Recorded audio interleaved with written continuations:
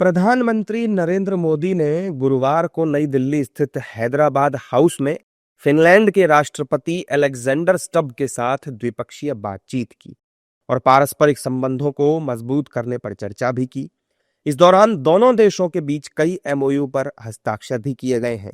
PM Modi ने कहा कि फिनलैंड के राष्ट्रपति के रूप में अपनी पहली भारत यात्रा पर आए राष्ट्रपति अलेक्जेंडर स्टब का स्वागत मैं करता हूं। आप जैसे अनुभवी नेता का इस वर्ष के रायसीना डायलॉग का मुख्य अतिथि बनना सम्मान और खुशी की बात है। प्रेसिडेंट स्टूब, दोनों देशों के डेलीगेट्स, मीडिया के साथियों, नमस्कार। 13वें फिनलैंड के राष्ट्रपति के रूप में अपनी पहली भारत यात्रा पर मैं प्रेसिडेंट स्टूब का हार्दिक स्वागत करता हूं। प्रेसिडेंट स्टूब एक प्रसिद्ध ग्लोबल लीडर ही नहीं, एक सम्मानित थिंकर और लेखक भी है। एक्सेलेंसी, आप जैसे अनुभवी और डायनेमिक लीडर का इस वर्ष के रायसीना डायलॉग का चीफ गेस्ट बनना हमारे लिए बहुत सम्मान और खुशी की बात है। इस दौरान पीएम मोदी ने कहा कि दोनों देशों के बीच ये साझेदारी एआई से लेकर 6G टेलीकॉम तक और क्लीन एनर्जी से लेकर क्वांटम कंप्यूटिंग तक कई हाईटेक क्षेत्रों में हमारे सहयोग को गति और ऊर्जा देगी।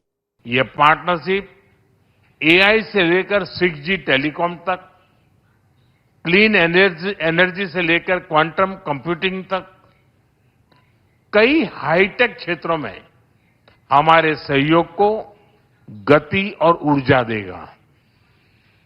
साथ ही डिफेंस, स्पेस, सेमीकंडक्टर और क्रिटिकल मिनरल जैसे की सेक्टर्स में भी साझेदारी और गहरी बढ़ेगी। भारत और फिनलैंड जैसे लोकतांत्रिक और जिम्मेदार देशों की यह स्ट्रेटेजिक पार्टनरशिप पूरे विश्व के लिए ट्रस्टवर्दी टेक्नोलॉजी और सप्लाई चेन सुनिश्चित करने में योगदान देगी। पीएम मोदी ने शिक्षा पर जोर डालते हुए कहा कि फिनलैंड भारतीय स्टूडेंट्स और टैलेंट के लिए उच्चतम डेस्टिनेशन बन रहा है। उन्होंने बताया कि भारत और फिनलैंड के बीच कई एमओयू भी साइन हुए हैं। फिनलैंड भारतीय स्टूडेंट्स और टैलेंट के लिए एक प्रीफर्ड डेस्टिनेशन बन रहा है। दोनों देशों के इनोवेशन इकोसिस्टम को जोड़ने के लिए आज हमने फिनलैंड के साथ एक व्यापक माइग्रेशन एंड मोबिलिटी एग्रीमेंट किया है। इसके साथ हम जॉइंट रिसर्च और स्टार्टअप सहयोग को भी और मजबूत करने जा रहे हैं। शिक्षा के क्षेत्र में फिनलैंड एक रोल मॉडल है। आज हमने teacher training, school to school partnership और फ्यूचर ऑफ एजुकेशन में रिसर्च सहयोग बढ़ाने पर भी सहमति बनाई है। यानी स्कूल से लेकर इंडस्ट्री तक हम ह्यूमन डेवलपमेंट के हर लेवल पर अपने सहयोग को नई गहराई देने जा रहे हैं। इस दौरान पीएम मोदी ने यूक्रेन से लेकर ईरान के युद्ध पर भी अपना पक्ष रखा और कहा कि हम संघर्ष की समाप्ति और शांति का प्रयास करते रहेंगे। फ्रेंड, भारत और फिनलैंड दोनों रूल ऑफ लॉ, डायलॉग और डिप्लोमेसी में विश्वास रखते हैं।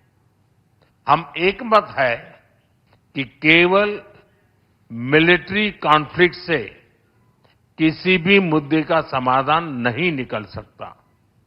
यूक्रेन हो या पश्चिमी एशिया, हम संघर्ष की शीघ्र समाप्ति और शांति के हर प्रयास का समर्थन करते रहेंगे। हम इस बात पर भी सहमत हैं कि बढ़ते हुए ग्लोबल चैलेंजेस के समाधान के लिए ग्लोबल इंस्टीट्यूशंस का रिफॉर्म आवश्यक ही नहीं, अर्जेंट भी है और आतंकवाद के हर रूप को जड़ से समाप्त करना हमारी साझी प्रतिबद्धता है। फिनलैंड के राष्ट्रपति अलेक्जेंडर स्टब के साथ फिनलैंड की 20 कंपनियां भी भारत आई हैं, जो तकनीक, क्वांटम, सैटेलाइट नेटवर्क, फूड और ग्रीन टेक्नोलॉजी जैसे कई क्षेत्रों में काम कर रही है। भारत और यूरोप के बीच सहयोग की ये एक अच्छी शुरुआत कही जा रही है।